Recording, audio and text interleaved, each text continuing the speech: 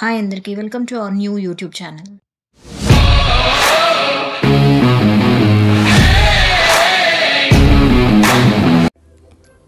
ఈరోజు మన వీడియోలో పచ్చి మామిడికాయ పచ్చడి ఎలా చేసుకోవాలో చూపిస్తాను. సమ్మర్ వచ్చిందంటే మామిడికాయలు దొరుకుతాయి కదా, మామిడికాయలు వచ్చాయంటే ఆవకాయ పచ్చళ్ళు అందరూ చేసుకుంటారు. రోడ్లు లేకుండా మామిడికాయ పచ్చడి ఎలా చేసుకోవాలో చూపిస్తాను. దీనికోసం ఒక పచ్చి మామిడికాయ, ఏ రకమైన మామిడికాయని తీసుకోవచ్చు. నేను ఇందులో అంటు మామిడికాయ తీసుకున్నాను. కరివేపాకు, ఉప్పు, కారం, మన రుచికి సరిపడా ఒక 5 నుంచి 6 వెల్లుల్లి రెబ్బలు, ఒక 3 టేబుల్ స్పూన్ల నూనె, ఒక ఉట్టిమిరపకాయ, ఆవాలు, మినపప్పు, శనగపప్పు. ఇవి పోపు వేయడానికి మనకు కావాల్సింది. మామిడికాయని మనం ముందుగా తోలు తీసి తురుముకోవాలి. మీకు తోలు తీయకుండా అయినా కూడా దీన్ని కట్ చేసి అలాగే మామూలుగా అయినా తురుముకోవచ్చు. కానీ తోలు ఉంటే ఏమవుతుంది అంటే కొద్దిగా ఒగరుగా ఉంటుంది. రోట్లో దంచుకునే వాళ్ళైతే ఇలా తురుముకోకుండా కట్ చేసుకుంటారు, ముక్కలుగా కట్ చేసి రోట్లో దంచుకుంటారు. కానీ ఇక్కడ రోల్ లేదు కదా, అందుకోసమే నేను తురుముకుంటున్నాను. ఇలా తురుముకొని పక్కన ఉంచుకోవాలి. తురిమేటప్పుడు మనకి ఆ లోపల ఉన్న జీడి అని అంటారు కదా, అది రాకుండా చూసుకొని తురుముకోవాలి. మనం తీసుకున్న వెల్లుల్లి రెబ్బల్ని పొట్టు తీయకుండా మనం బాగా దంచుకోవాలి. మరీ మెత్తగా కాకుండా కొద్దిగా దంచి పక్కన ఉంచుకోవాలి. కట్ చేశారు అంటే మనకు ఆ వాసన అనేది మొత్తం పచ్చడికి రాదు. కాబట్టి ఇలా దంచుకుంటే బాగా టేస్ట్ బాగా వస్తుంది. తర్వాత ఒక బాండీ పెట్టుకొని మనం తీసి పెట్టుకున్న ఆయిల్ని ఇందులో వేసి, ఆయిల్ కొద్దిగా వేడైన తర్వాత ఈ పోపు సామాన్లన్నీ వేసుకోవాలి. ఆవాలు, మినపప్పు, శనగపప్పు వేసి ఇవి కొద్దిగా ఫ్రై అయిన తర్వాత కరివేపాకు. ఇప్పుడు మనం పచ్చి కరివేపాకు వేస్తే చాలా వాసన వస్తుంది, కానీ నా దగ్గర లేదు కాబట్టి నేను ఎండు కరివేపాకు వేసాను. ఇప్పుడు ఈ స్టేజ్లో మనం ఎండుమిర్చి వేసుకోవాలి. ఎండుమిరపకాయలు ముందే వేసారు అంటే తొందరగా కాగిపోయి మాడిపోతాయి. కాబట్టి అవి పోపులు కొంచెం ఫ్రై అయిన తర్వాత ఎండుమిరపకాయ వేసుకోవాలి.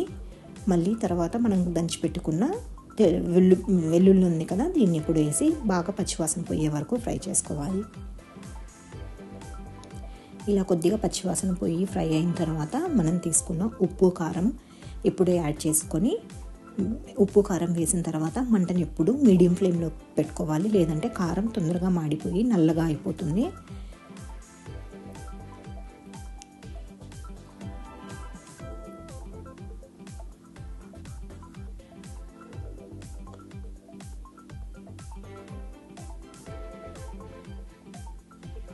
ఇలా కొద్దిగా కారము, ఉప్పు వేసి కలిపిన తర్వాత మనం తురిమి పెట్టుకున్న మామిడికాయను కూడా ఇందులో వేసి బాగా కలిపి మూతేసి ఉంచాలి.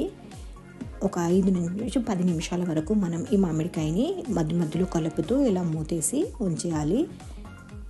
ఎప్పుడు మనం మూతేసి ఉంచేటప్పుడు దీన్ని మీడియం ఫ్లేమ్లో పెట్టుకోవాలి. లేదు అంటే కింద అడుగంటిపోతుంది. మనం 3 టేబుల్ స్పూన్ల నూనె తీసుకున్నాము. మామిడికాయ వేసిన తర్వాత మనకు ఒక చుక్క నూనె కూడా బయటికి రాలేదు అనుకోకండి. మనకి ఇది ఉడకలేదు. ఇంకా ఉడికింది అంటే మనకు ఆ నూనె అంతా బయట తేలుతుంది. మామిడికాయ పచ్చడి నుంచి బయటకు వచ్చి బండి మొత్తం చూసారు కదా, కొద్దిగా నూనె బయటకు వస్తుంది. ఇంకా మనం ఇలా కొద్దిగా ఒక 5 నిమిషాలకు ఒకసారి ఇలా కలుపుకోవాలి.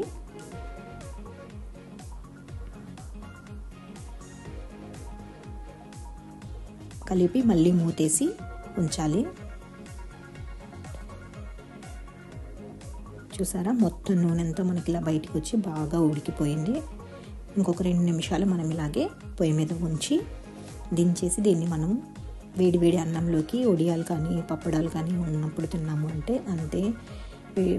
మన రోట్లో దంచుకున్న మామిడికాయ పచ్చడి టేస్ట్ ఉంటుంది.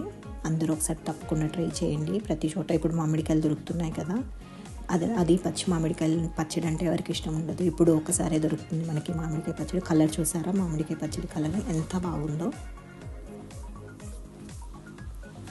అందరూ ఒకసారి ట్రై చేయండి ఈ పచ్చడిని.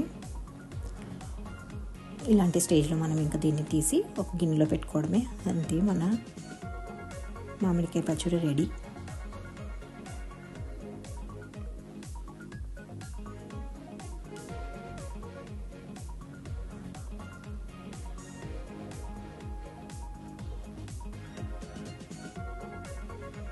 మనం తీసుకున్న నూనె కూడా ఇందులో వేసుకోవాలి.